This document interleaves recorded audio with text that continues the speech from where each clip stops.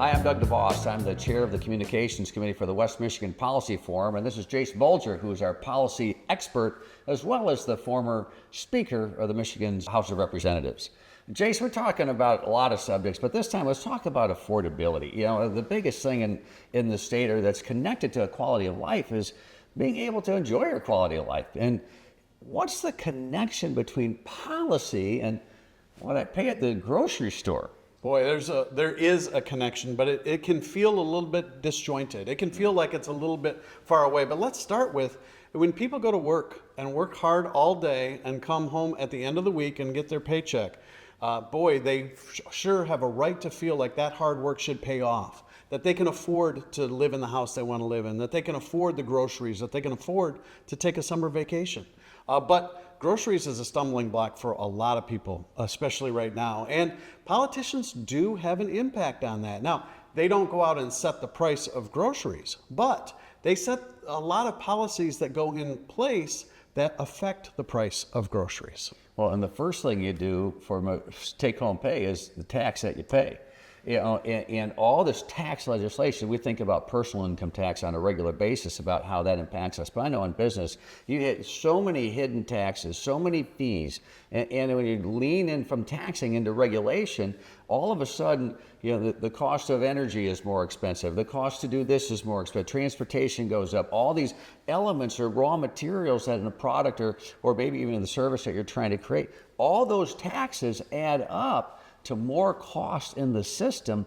Someone's got to pay for that. That's right, and consumers do, people do, workers do. Always gets passed on. They absolutely do. And so there is no magic tree, money tree, with which those taxes get paid by. They get paid by people when they go to the grocery store. They get paid by people when they pay their other bills. Same with regulation that gets put in place. When it makes it harder, when it's just red tape. And again, we talked about health and safety, and when it's really to protect your health and safety, that makes sense. But there's a lot of regulation that gets put in place that amounts to red tape that businesses have to deal with, they have to pay attorneys for, they have to pay employees for, and when it doesn't really add anything, ultimately workers pay that when they go to places like the grocery store, and it drives up costs for what they buy. You talked about health and safety in the workplace. I think if I break my ankle, you put a cast on my ankle. I don't need a full body cast. Sometimes regulators find something and then they just continue to expand it. And there's so many other things that you're doing. And when you're business, and I know being in business, when you're spending your time talking to the lawyers more about how you comply and the costs and connected to compliance with the regulation, and you can see the difference that this compliance, I have to do it, but it's not adding value to the product or service, but it is adding cost. Well, that's right. And since we're talking about groceries, if somebody were at home and they could make a 3-ingredient bread, that might cost one thing. If they were flour, sugar, yeast, and that's how they made bread, add water anyway. The point is a real simple bread recipe. But now if I mandate they've got to put a lot of other things in that bread, it might not really change the effectiveness of the bread. It might not change much the taste of the bread. But now I've got to pay for all those other things that I'm forced to put in that bread. That is much like what happens to the price of groceries, the cost of groceries, that those regulations that get put in place, those taxes that get put in place, all of that gets baked into the price that you pay at the store. And sometimes I don't want that. If I'm a consumer, I may want this, and I want to have somebody who can deliver that product or service in a way that I find the most value at the least amount of cost. That's what I'm trying to do on a regular basis. And again, as a business person, that's what we're trying to provide. And as soon as we're distracted, as soon as anyone in a business organization is taken away from providing that to the end customer, you're adding cost, you're adding complication, you're decreasing the value, and it's a worse experience. Well, that's right. And when customers do best is when they've got options to choose from. When they can choose, do I want to go into an all-organic store? Am I willing to pay a premium to go to a boutique grocery store? Or do I need to put food on the table and I want to pay the lowest possible price? When they've got the freedom to make those choices, and when those businesses have the freedom to offer those choices, to offer what that consumer is looking for, that's when the consumer is going to do best. I'm with you on a baseline of regulation to keep everything safe and to look at the best practices that everyone can share. I get that sort of thing, but sometimes policy goes off for a lot of different reasons.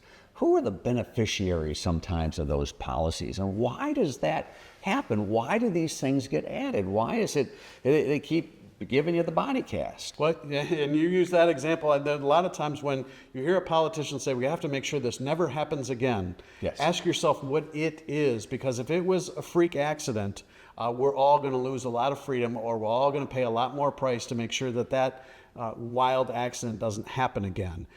So I think some of that is an overreaction. Some of that is people clamoring for something, not realizing what the unintended consequence is going to be.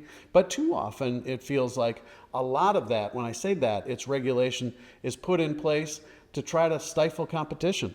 Because if I'm a big employer, I can deal with it. If I'm an upstart, I can't. And so if I'm a big employer, I might not want that upstart to get off and running. And so if I can put barriers in their way, they might not catch me. Exactly. One of the things that came up during COVID, during this example, which was, I thought was a huge overreach of government policy and of government intrusion. There was a safety level that we needed to get to, but there was a lot of things that happened beyond that. One of the things that businesses decided, I remember getting together with a lot of business leaders, we had a lot of sessions at that time. Businesses are pretty focused on keeping their customers safe. The last thing you want to do is hurt a customer or hurt a worker. It's bad for business in every sense of the word. We were sharing best practices amongst ourselves. What are you doing in your situation? What do you do in a school? What do you do in a manufacturing situation? What do you do in a restaurant? What do you do in a store? All these industries were talking to each other, freely sharing best practices of what they found to keep their customers safe in that sort of a time frame.